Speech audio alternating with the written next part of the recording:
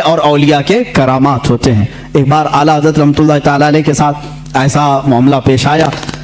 السلام علیکم ناظرین، آج کی ویڈیو میں ہم جانیں گے کہ آخر اعلیٰ حضرت کو لے کر اتنے سارے کنٹروورسی کیوں ہوتی ہے۔ اعلیٰ حضرت کو لے کر بہت سارے دیوبندی وہابی جو ہے اعتراض کرتے ہیں، اعلیٰ حضرت کو نہیں مانتے ہیں، ان کے کوئی بھی مسئلے کو نہیں مانتے ہیں۔ تو آج کی ویڈیو میں ہم جانیں گے کہ کیا اعلیٰ حضرت کو یہ لوگ جو بولتے ہیں وہ صحیح ہے یا غلط ہے، اور مفتی سلمان اظہری کی زبانی اعلیٰ حضرت کی کئی ساری کرامت بھی ہم اس ویڈیو کے اندر دیکھنے والے ہیں۔ تو آئیے ہمارے ساتھ ویڈیو آپ بھی دیکھیے۔ گرامی وقار، اعلیٰ حضرت رحمۃ اللہ تعالیٰ علیہ کے علم اور ان کے عمل اور ان کے تقوی اور ان کی بہت ساری چیزوں کو میں نے عرض کیا، اور بطور برکت چند کرامات میں آپ کے سامنے رکھتا ہوں۔ اللہ تعالیٰ نے اپنے اولیاء کو نبیوں کا پرتو بنا کر اس امت میں بھیجا ہے، نبیوں کا پرتو بنا کر کے بھیجا ہے۔ یقیناً وہ کسی نہ کسی نبی کا عکس ہوتے ہیں، ان کی معجزات تھے اور اولیاء کے کرامات ہوتے ہیں۔ ایک بار اعلیٰ حضرت رحمۃ اللہ تعالیٰ علیہ کے ساتھ ایسا معاملہ پیش آیا کہ کئی کرامات ہیں بہت سارے۔ جیسے ایک صاحب ہیں لاہور کے رہنے والے، خود فرماتے ہیں 1920 میں ان کی پیدائش ہوئی، جس سال 1 سال تھا اعلیٰ حضرت کی زندگی کا۔ 1921 میں اعلیٰ حضرت کی وفات ہوئی۔ وہ 1 سال کے بچے تھے، نیمونیا ہو گیا تھا، پھیپڑے رک چکے تھے، سانس بند ہو گئی تھی، اور ماں باپ سارے لوگوں نے دیکھا اور ایک کپڑے میں باندھ کر کے ان کو پلنگ پر رکھ دیا۔ گھر میں رونا دھونا شروع ہو گیا، بچے کا انتقال ہو گیا تھا۔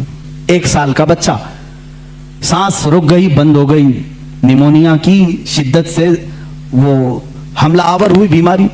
اعلیٰ حضرت رحمۃ اللہ تعالیٰ علیہ کے وہ پڑوس تھے، ان کے رشتہ دار۔ جب اعلیٰ حضرت کو یہ بات کہی گئی تو آپ کو بھی غم ہوا، چھوٹا بچہ تھا، ابھی پیدا ہوا۔ اعلیٰ حضرت رحمۃ اللہ تعالیٰ علیہ نے کچھ نقش لکھے اور کہا کہ اس کی دھونی دیں اور اس بچے کی ناک میں سنگھائیں۔ کہتے ہیں وہ لے کر کے آئے، وہ بڑے معتقد تھے، گھر آئے، اس کی دھونی دینے لگے، اور ادھر غسل اور جنازے کی تیاریاں بھی چل رہی تھی، لوگ رو بھی رہے تھے، غسل اور جنازے کی تیاری۔ یہ جب دھونی دی گئی تو اسی لپٹے ہوئے کپڑے میں بچہ جو ہے چیخنے چلانے لگا، اور پھر سے اس کی جان میں جان آئی، جسم میں جان آ گئی۔ انہوں نے خود اپنی یہ بات بیان کی۔ اعلیٰ حضرت رحمۃ اللہ تعالیٰ علیہ کی یہ کرامت تھی کہ اللہ نے مجھے ایک اور زندگی عطا فرمائی، جس کی سانسیں رک چکی تھی۔ ہوتا ہے اس طرح کے بہت سارے معاملات کتابوں میں موجود ہیں، تحریر ہیں۔ لیکن ایک بڑی بات مجھے یہ لگی کہ 2 انگریز آئے اور انہوں نے کہا کہ آپ یہ کہتے ہیں کہ محمد صلی اللہ علیہ وسلم سب سے افضل نبی ہیں، اور آپ یہ کہتے ہیں کہ ان کی امت کے علماء بنی اسرائیل کے نبیوں کے نائب ہیں، وارث ہیں۔ علماء و امتی، حضور صلی اللہ تعالیٰ علیہ وسلم نے فرمایا بنی اسرائیل کے نبیوں کی طرح ہیں میری امت کے علماء۔ تو اعلیٰ حضرت سے انہوں نے سوال کیا، بنی اسرائیل کے نبیوں کی طرح آپ کے علماء ہیں؟ عیسیٰ علیہ السلام اور کئی انبیاء ایسے ہیں جو پرندوں کی بولیاں جانتے تھے، کیا آپ بھی جانتے ہیں؟ اس امت کا کوئی عالم ہے؟ مجھے بتائیں۔ اگر امت مصطفیٰ کے علماء وارثین انبیاء ہیں تو ویسی کوئی چیز آپ کے امت میں کوئی عالم جانتا ہے؟ اعلیٰ حضرت سے انہوں نے سوال کیا۔ اس وقت دور درخت پر 2 چڑیا بیٹھی ہوئی تھی، 2 چڑیا بیٹھی ہوئی تھی، وہ طوطے تھے یا کبوتر تھے؟ اعلیٰ حضرت رحمۃ اللہ تعالیٰ علیہ نے فرمایا آپ نے سوال کر دیا ہے، اللہ تبارک و تعالیٰ امت مصطفیٰ کا بھرم رکھے گا۔ میں بتاتا ہوں وہ درخت پر دونوں چڑیا کیا بات کر رہی ہیں، وہ دونوں کیا بات کر رہی میں بتاتا ہوں۔ آگے جو بیٹھی وہ کہہ رہی ہے سورج ڈوبنے والا ہے، اندھیرا ہو رہا ہے، جلدی چل۔ دوسری کہہ رہی ہے نہیں، کل تمہیں معلوم ہے میں ایک گڑھے میں گر گئی تھی، میرے پاؤں میں کانٹا چبھا ہوا ہے، کانٹے کی چبھن کا درد ایسا ہے کہ میں تیز نہیں اڑ سکتی، تو تھوڑا آہستہ اڑ، میں تیز اڑوں گی، دونوں برابر ہو کر کے چلیں گے۔ اعلیٰ حضرت فرماتے ہیں وہ دونوں یہ باتیں کر رہی ہیں۔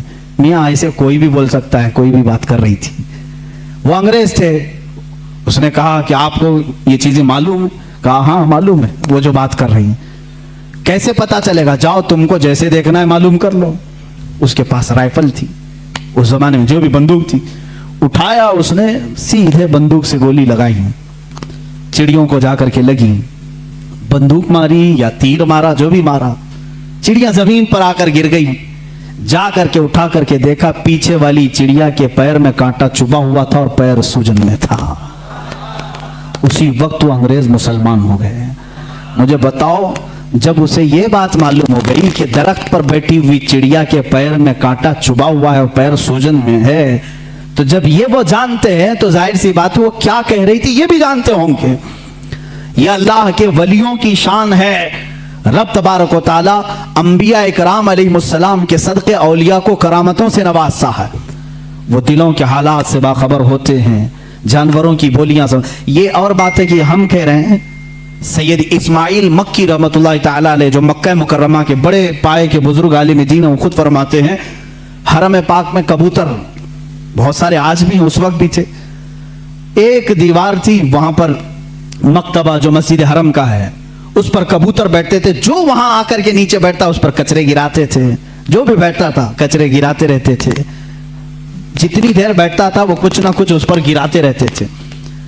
आला हज़रत रहमतुल्लाह ताला अलैह खुद ये वाक़या बयान करते हैं, जब मैं हरम पाक हाजिर हुआ तो बुखार मुझे आ गया।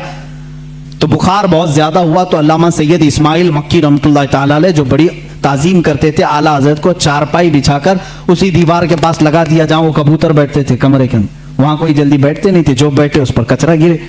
आला हज़रत की चारपाई वहाँ लगा दी, इसलिए कि कमरे में कुशादगी वहाँ रखने से ही हो सकती थी, लोगों को मिलने के लिए आसानी थी, लोग आते गए। आला हज़रत फरमाते हैं वो दोनों कबूतर वहां से उठे और सामने की तरफ गए, दूसरी तरफ जो लोग बैठे थे उन पर गिराते रहे। 3 दिन आला हज़रत सोए रहे, वो कबूतर कभी उस दीवार पर आई नहीं। ये बात मौलाना अल्लामा सैयद इस्माइल मक्की रहमतुल्लाह अलैह मक्का के बड़े आलिम दीन, उन्होंने मुस्कुरा करके कहा अहमद रजा आपका तो हरम के कबूतर भी अदब कर रहे हैं। हमने इन कबूतरों को देखा, बहुत सारे लोगों पर कचरे गिराए, जब से आप यहाँ सोए ये कबूतर यहाँ आए हुए हैं। फिर जब चारपाई उठाई गई तो कबूतर फिर वहां आए। आला हजरत ने इसको अपनी करामत के तौर पर नहीं कहा, बल्कि कहते हैं हमने इनके खालिक से सुलह कर ली तो अल्लाह ने सारी मखलूक को हमारे साथ सुलह करा दिया। जो अल्लाह से सुलह कर लेता है, जो अल्लाह का हो जाता है, अल्लाह की कायनात उसकी हो जाती है। इमाम अहले सुन्नत फाजिल बरेलवी रहमतुल्लाह ताला अलैह एक मरतबा निकले, ट्रेन का सफर था रास्ते में, और उनके साथ आपके एक मुरीद भी थे।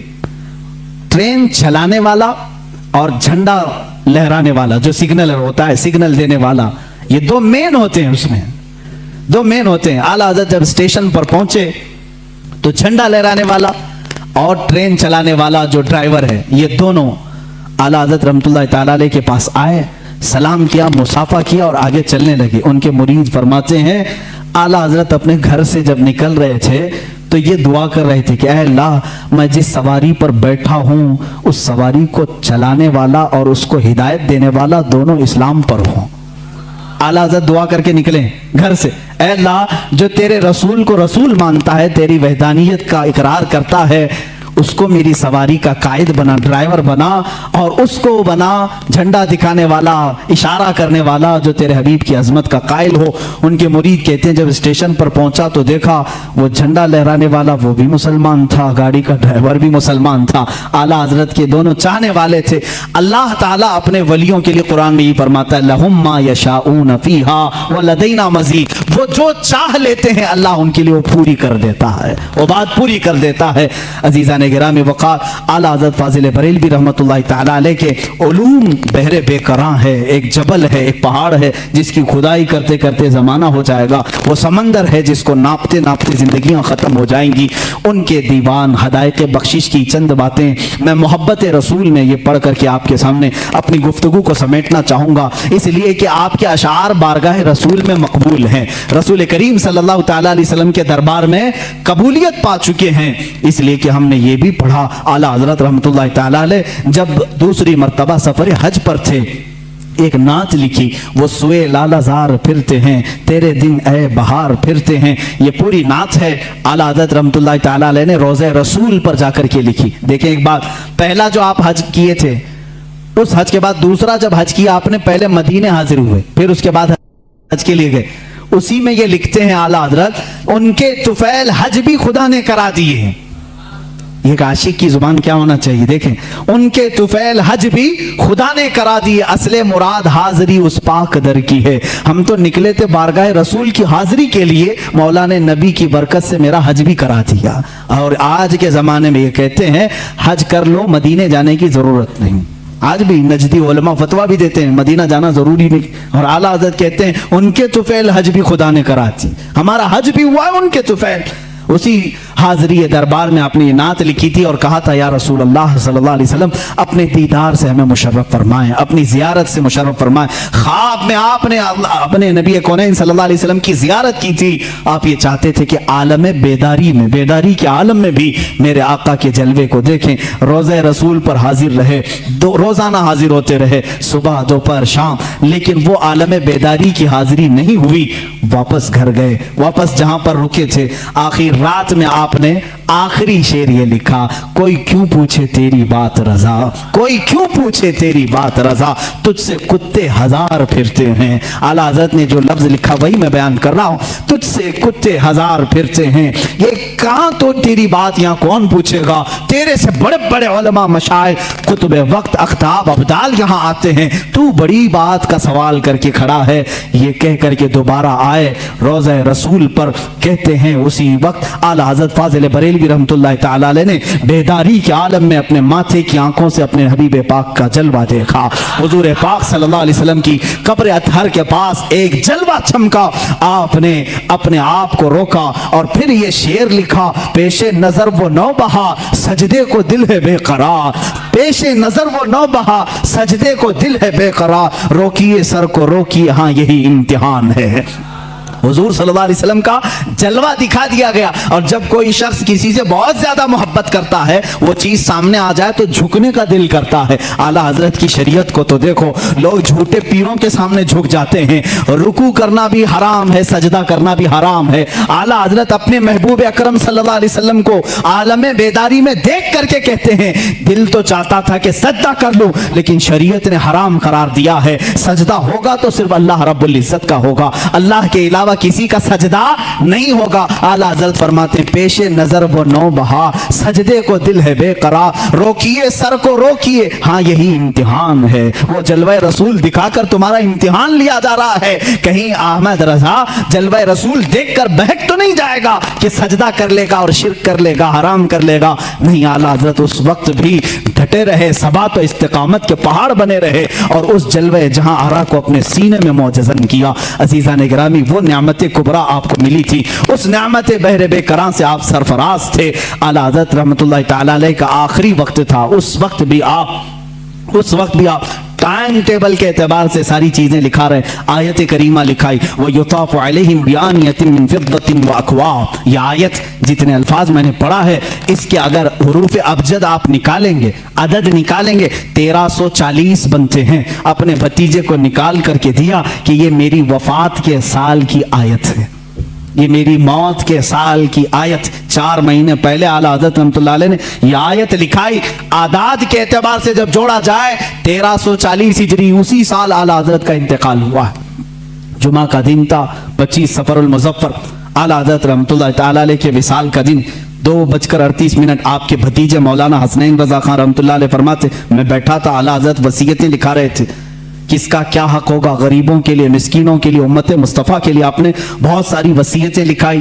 1:56 ہوئے تب پوچھا ٹائم کتنا ہوا، آپ نے کہا 1:56، 2 بجنے میں ابھی 4 منٹ باقی ہیں۔ اعلیٰ حضرت نے کہا ان کے بڑے صاحبزادے مولانا حامد رضا خان صاحب کو بلاؤ۔ وہ جب آئے، ان کو آنے میں تاخیر ہوئی تو آپ کے چھوٹے صاحبزادے مصطفیٰ رضا خان رحمۃ اللہ علیہ مفتی اعظم ہند وہ آ چکے تھے۔ اعلیٰ حضرت نے فرمایا یہ کب کی بات، 2 بج چکے تھے، کہا کہاں ہو، بیٹھو یاسین شریف کی تلاوت کرو اور سورہ راج۔ دوستوں امید کرتے ہیں آپ نے ویڈیو میں بہت کچھ سیکھا ہوگا، تو یہ رہا پہلا پارٹ، انشاءاللہ اس کا دوسرا پارٹ بھی کل آ جائے گا۔